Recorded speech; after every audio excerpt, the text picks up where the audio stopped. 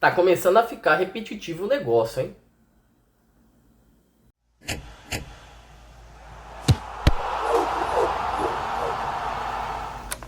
Tem coisas que só acontecem com o São Paulo, cara. São Paulo foi eliminado da Copa do Brasil pelo Juventude em Caxias do Sul na fase 16avos de final do torneio. Para você que tá fora do futebol e quer entender, tinham 32 times e o São Paulo conseguiu ser eliminado nessa fase. Não chegou nem nas oitavas, tá? Nem nas oitavas. Depois de um primeiro jogo em que o São Paulo ficou no primeiro tempo com um a mais no Morumbi, o São Paulo do Roger Machado não fez nenhum gol. Ontem, quando o Juventude ficou um a mais, né? O Juventude ficou com um a mais durante o segundo tempo, o Juventude guardou 3 contra o São Paulo. Juventude fez 3-1 em Caxias, o São Paulo está eliminado da Copa do Brasil. Eu deixei para fazer esse vídeo hoje, porque se eu fizesse ontem à noite, capaz que o canal caísse e eu fosse preso com as barbaridades que eu ia falar. Mas é inacreditável. É inacreditável. O São Paulo pagou por suas escolhas. O São Paulo escolheu manter o Roger para o Majestoso. O São Paulo escolheu manter o Roger para a Copa do Brasil e o preço está aí. Vamos fazer uma correlação, que a gente tem que falar do jogo e da demissão do Roger. Mas o Roger é o nosso Valdemar. Quando o Flamengo anuncia, né, o Valdemar, quando o Kleber Leite anuncia o Valdemar, o técnico é o senhor Valdemar. Vai tomar caju, Valdemar! Todo mundo berrando, os torcedores chiando, xingando o Valdemar, xingando o Kleber Leite. Aqui aconteceu a mesma coisa. Quando foi cogitado o nome do Roger, a torcida reagiu do mesmo jeito. E a cúpula São Paulina, encabeçada pelo Harry Macis, pelo Rafinha, pelo nosso querido Rui Costas, pagaram pra ver. Pagaram pra ver. E o resultado tá aí. São Paulo não mereceu em nenhum momento se classificar no Sul. O São Paulo não mereceu nem o gol do Tapia. Nem o gol do Tapia. No primeiro tempo, o Juventude já devia ter saído ganhando porque foi melhor. Tá? O Juventude foi melhor no primeiro tempo, jogou mais, deu mais trabalho. O São Paulo no primeiro tempo já merecia se classificar aí.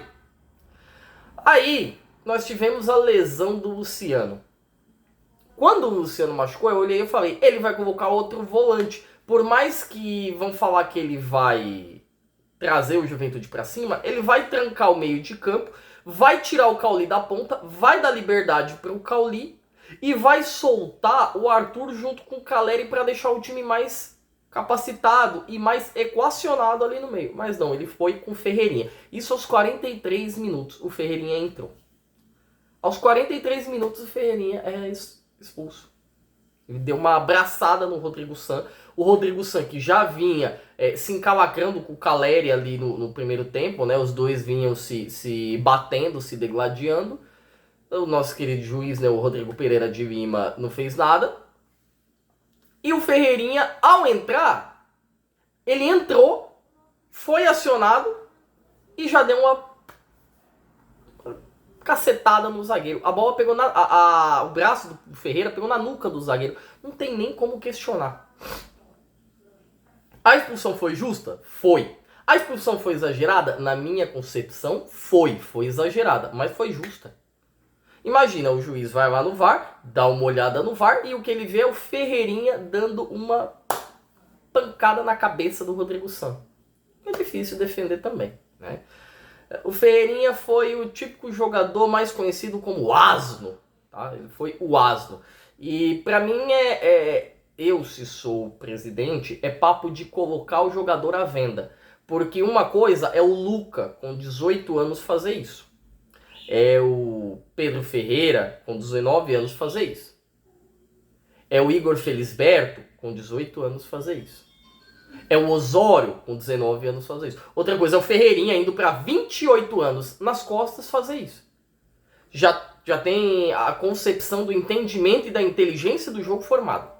São Paulo ficou com a menos, 0-0, e aí o Roger, ele tira um dos pontas para colocar um volante, que era o que ele deveria fazer. Aí ele faz isso no segundo tempo, enquanto estava 0-0. O Juventude marca o primeiro gol. Depois, o Juventude marca o segundo gol com o Marcos Paulo, né, com a lei do ex. E aí o Roger, ele que tinha colocado um volante, ele tira o volante que ele colocou para colocar um atacante. A leitura de jogo, a capacidade de ler jogo do Roger é algo quase que como débil. É quase que como débil. Eu entendo você com um a menos tentar cercar o meio de campo. Mas se o Roger toma um e toma dois, não dá para você tirar o que você fez para refazer de novo. Ou seja, ele tinha uma ideia formada no começo do jogo, ele desmontou essa ideia para recuar o time e quando o time tomou dois, ele desmontou essa ideia para voltar ao ponto inicial. É imprescindível você falar com o treinador quando ele faz isso. O São Paulo entrou o Tapia, o São Paulo ficou com 3 atacantes. E nesse momento em que o São Paulo não fazia nada, no primeiro chute a gol do São Paulo, aos 79 minutos, né, 79 minutos, quase 30 do segundo tempo, o nosso querido Tapia, no cruzamento do Bobadilha, que foi o único que jogou alguma coisa, cabeceou em cima do goleiro. Muita gente está reclamando do lateral do Juventude que não marcou o Tapia, e eu até entendo, por quê? Porque o lateral do Juventude não precisa marcar ninguém durante o jogo inteiro, porque o São Paulo não subia. O São Paulo ficou focado em se defender. E aí o São Paulo marca o gol do Juventude, não merecia, a verdade é essa. O Sabino quase empatou o jogo, num bate-rebate ali, a bola sobrou nele que bateu, e o goleiro do Juventude fez uma belíssima defesa. O Mandaca, ex-Corinthians, entrou. Nós tivemos 6 minutos de acréscimo e aos 90, eu joguei até os 91, aos 90 teve o gol do 3x1, gol do Mandaca, uma cabeçada que o Rafael espalmou para o meio da área. Mais uma vez o Rafael espalmando uma bola para o meio da área, ela voltou para o Mandaca que de cabeça fez. São Paulo tomou 3 gols de bola aérea. São Paulo tomou 3 gols no segundo tempo quando tinha um a menos. Eu não consigo defender o Roger, tá? Eu não consigo defender o Roger. Final do segundo tempo, se juntou o Rafinha, juntou o Macis, juntou o Rui Costa para conversarem sobre a demissão do Roger. O Roger estava praticamente demitido naquele momento, né? E eles estavam conversando. A última vez eu fui atrás para lembrar quando foi o último técnico que o São Paulo mandou embora no vestiário. O último técnico que o São Paulo mandou embora em um vestiário foi o Nelsinho Batista. Meu amigo, a minha mãe dançava valsa. A minha mãe dançava valsa quando o Nelsinho Batista... Isso foi no começo dos anos 2000. O que o São Paulo virou? A demissão do Roger já era pedra cantada. O pior foi a entrevista do Rui Costa falando que não foi ele que bancou, e sim que foi uma decisão em conjunto, né, do departamento de futebol do São Paulo. E assim, antes da gente falar de tudo, a gente tem que falar do Roger, porque eu não teria trazido, ninguém queria o Roger já chegou demitido, o Roger não é um bom treinador. Ele não é um bom treinador. O único jogador que melhorou no São Paulo com o Roger foi o Wendel, porque o estilo de jogo praticamente era aquilo que era voltado para a função do Wendel como lateral. De resto, todo mundo decaiu. Bobadilha, Bobadilha, Danielzinho, Lucas Ramon, Caleri, Luciano, Marcos Antônio, todo mundo decaiu. Não teve um que se salvou. Outra coisa, os treinamentos, todo mundo falava que eram bons, que eram ideais, mas as ideias não conseguiam ser captadas. A essência da ideia não conseguia ser captada no campo. E aí fica difícil de defender. Saindo tudo isso, né, de defender do Roger, que eu acho que é impossível defender o Roger que pra mim foi o pior trabalho que eu vi desde 1998 acompanhando o São Paulo, o pior trabalho que eu vi de um treinador foi do Roger. E olha que eu vi Doriva, olha que eu vi Adilson Batista, olha que eu vi o Milton Cruz tomando de 6-1, o pior, Carpini, antes que eu me esqueça, né, do grande Carpini, o pior sem dúvidas foi Roger Machado. Em 33 anos de vida, eu digo que ele é o pior treinador que eu vi à frente do São Paulo. Dito o capítulo Roger Machado, vamos para o capítulo Rui Costa, porque eu tô vendo muito torcedor reclamando, falando, enchendo o saco que o Rui Costa tem que cair. Gente, o Rui Costa não vai cair. O Rafinha não vai cair. Sabe por quê? Porque o Macis, que muita gente fala que é farinha do mesmo saco, eu não acho que ele é farinha do mesmo saco que o Casares, tá? Eu vejo o Macis como um cara honesto, porém ele não é do meio. O Macis não é do meio. E quem tem plenos poderes lá, depois que o Macis saiu, que o Casares saiu, que o Muricy saiu, que o Chapecó saiu, que o Dedé, que o Belmonte, que toda essa galera saiu, quem tem plenos poderes que antes não tinha, agora tem, é o Rui Costa. O Macis, ele é um pobre coitado que não faz parte da área esportiva, futebolística. Então a chave do CT, a chave da Barra Funda, a chave da portaria, tá tudo na mão do Rui Costa, gente.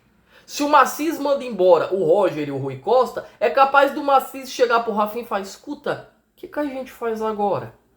Como que é o proceder nesse caso? É isso que é o São Paulo. É isso que é o São Paulo. O São Paulo hoje não tem presidente. O presidente do São Paulo é uma figura decorativa. O São Paulo não tem diretor de futebol, porque pelo que eu estive apurando mais tarde, né, um pouco mais tarde ontem, a pressão do Macis está extrema. A pressão do Macis, do grupo político do Macis está: ou você manda embora ou você perde o apoio. E a questão do Macis perder o apoio é o seguinte: não é que ele vai se reeleger ou participar das eleições de dezembro, mas vão apunhalá-lo e expulsá-lo do clube. Então, o presidente é uma figura decorativa, o diretor de futebol é uma figura decorativa, o diretor de marketing foi expulso do clube por estar envolvido em tramóia, o diretor do conselho consultivo, José Eduardo Mesquita Pimenta Neves, pediu desligamento do clube.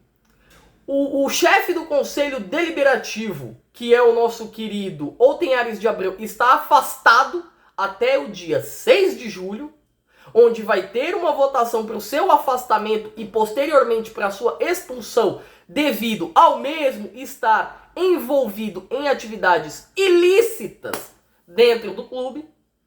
São Paulo não, é um nada. E aí a gente vê torcedores falando: não, porque o time é grande, porque o clube é grande, porque isso aí. A única coisa que é grande é o rastro de destruição que foi deixado nas dependências do Morumbi, que começou com o seu Juvenal Juvencio perpetuando-se no poder, alterando o estatuto lá em 2010. Isso sim é algo grande. Isso sim é algo grande. Né? O nosso querido Juvenal sai, ele pega ali, né, em 2006 até 2010, troca o estatuto, coloca a reeleição, faz tudo e acaba com tudo, né? E aí a gente tem que agora aturar nomes como Macis, Rui Costa, Rafinha, que por mais que tenha lá a sua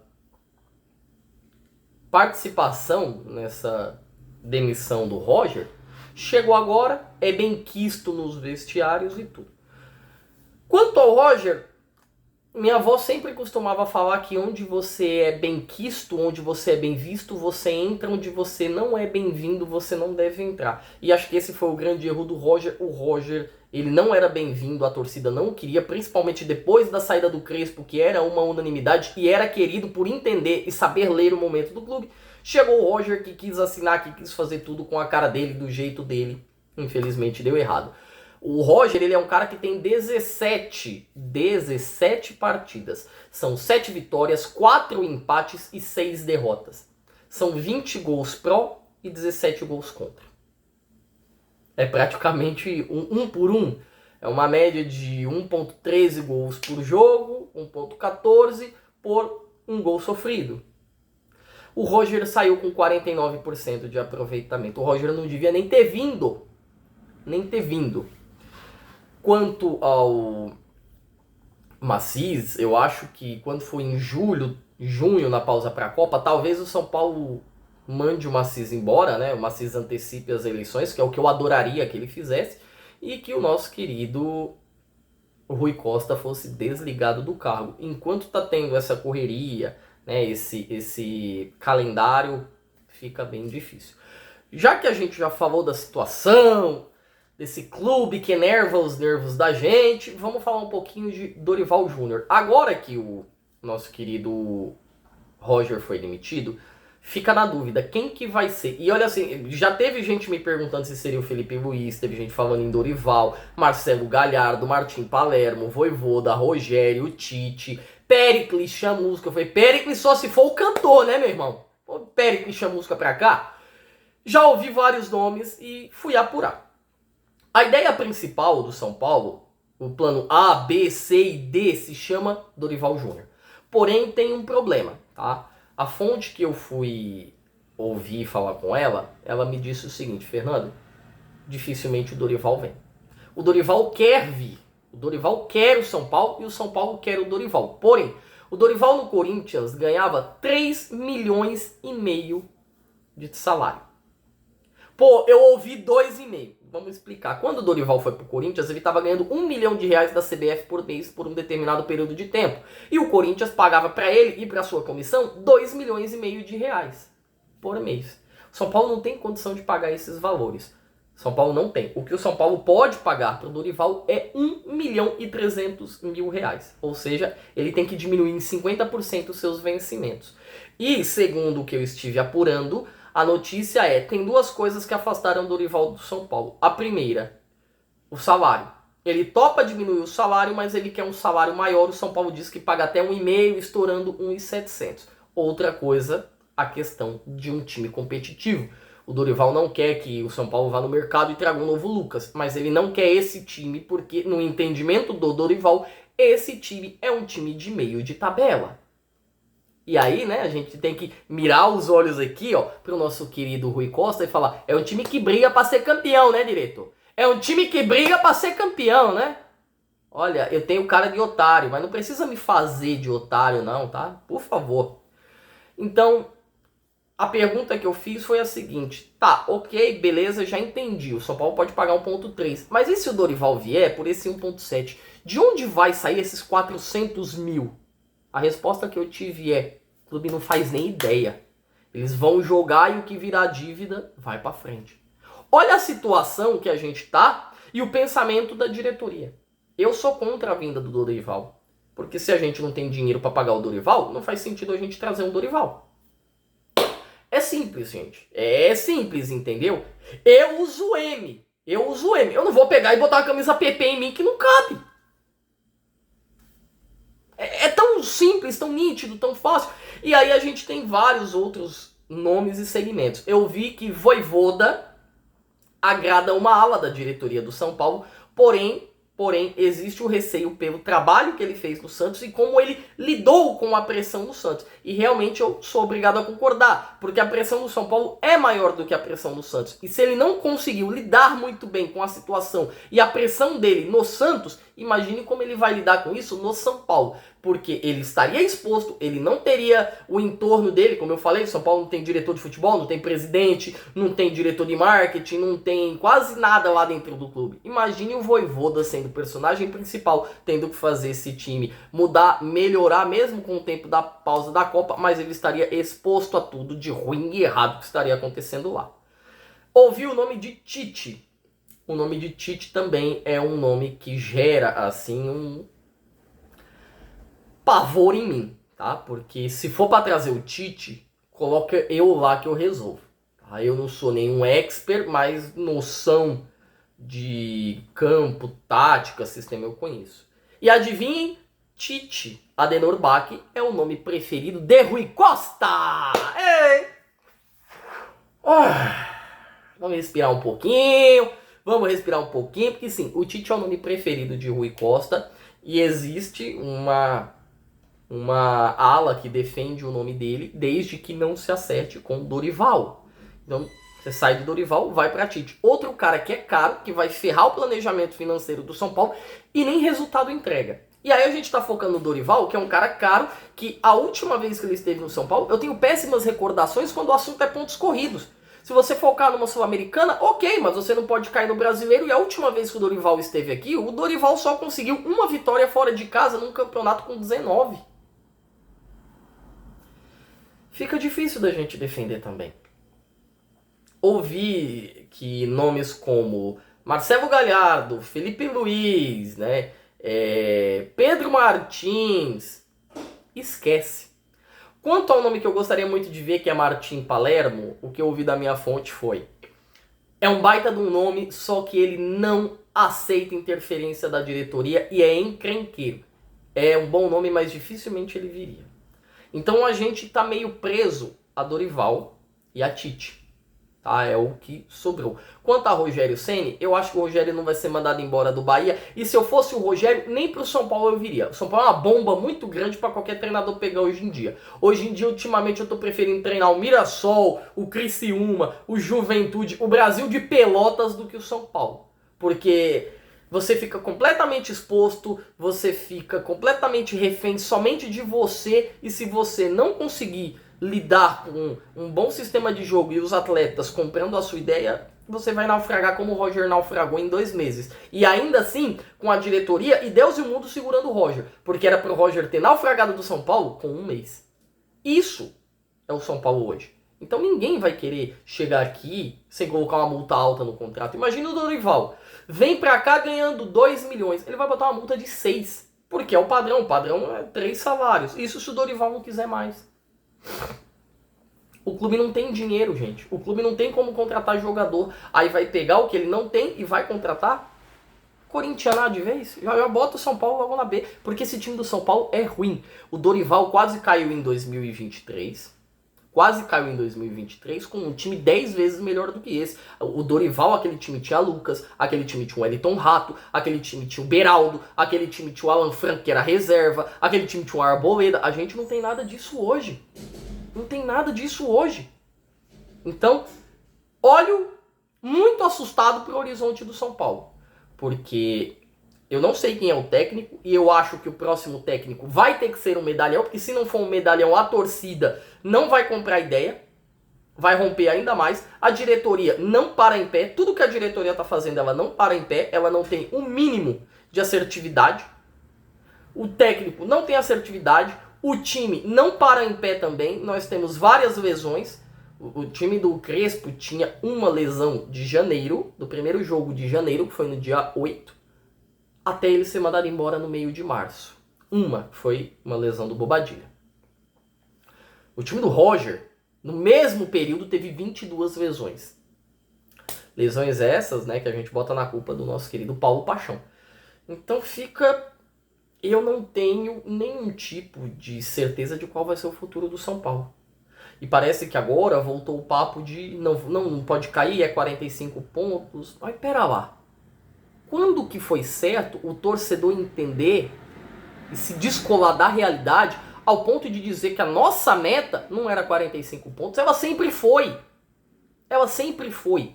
O time é fraco, sem presidente, o clube envolvido na maior crise da sua história, a torcida não é igual a outras torcidas. Corinthians, vou deixar bem exemplificado aqui, Corinthians, que fecha com parte do clube em todas as crises que tem. A torcida do São Paulo não é assim. A torcida do São Paulo vira as costas nesse momento. E eu não vou dizer se está certo ou se está errado. Eu acho que cada um tem o seu jeito de torcer e cabe a gente apenas a respeitar e entender o jeito do outro. Mas é um fato. A torcida está de saco cheio. E alguém imaginava... Eu vi gente falando em título. Pera lá, gente. Vamos descer do salto. Vamos descer do salto que as coisas não são desse jeito. Parabéns, né, Rui Costa? Parabéns, Macis, parabéns, Rafinha. Porque o sintoma foi tratado e a doença continua lá.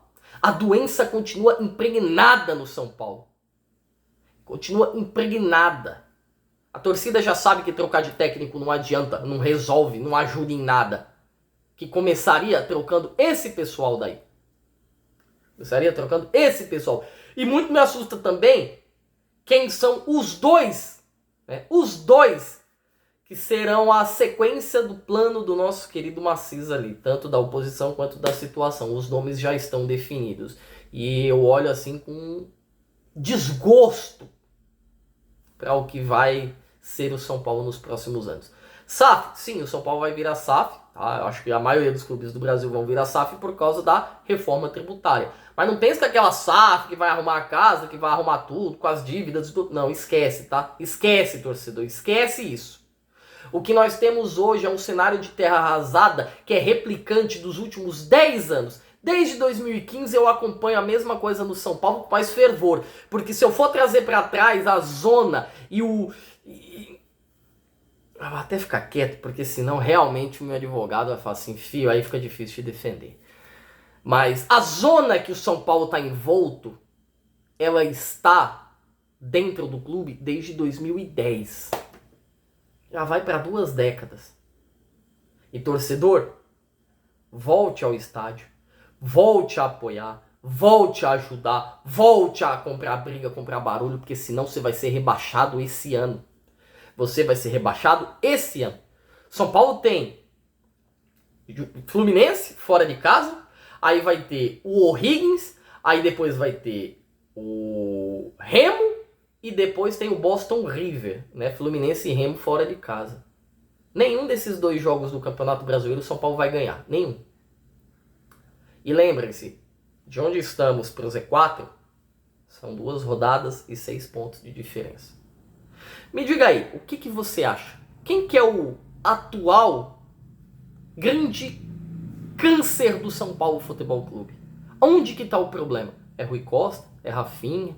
É Maciz? É Otenhares? É todo mundo junto? O problema era o Roger e foi embora? Outra coisa, quem deve ser o técnico do São Paulo? Diga aqui nos comentários que eu quero ouvir cada um de vocês, beleza? Meu nome, gente, é Fernando, esse foi mais um Zona Mista. Você que está chegando agora, acompanhou o monólogo, sem crise, se inscreve no canal, ativa o sininho das notificações, curte e compartilhe o conteúdo com seus amigos. Você que já é da casa, curte, comenta e compartilhe com seus amigos também o conteúdo. Gente, uma ótima quinta-feira, quinta de Corinthians, quinta de Flamengo. Já já a gente se vê de novo e tchau!